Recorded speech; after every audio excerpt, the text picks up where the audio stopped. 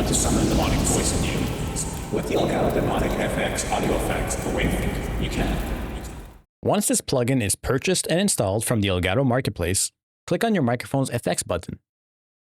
Click Add Effect, and navigate to Elgato, Elgato Demonic FX. The first time you open it, you'll need to enter your license key. Now here's your mixer. Let's start with the org. Moving it alongside a triangle will give your voice a different sound. Explore and see what works best for you. Personally, I really like the bottom left, where you can always move it around for more of a balance between the three icons. Mix will dictate how much of the effect is applied. The further left, the more it's applied. And the further right, the more your natural voice comes through. Next, sound effects is a toggle that allows you to include sound effects with every word you speak.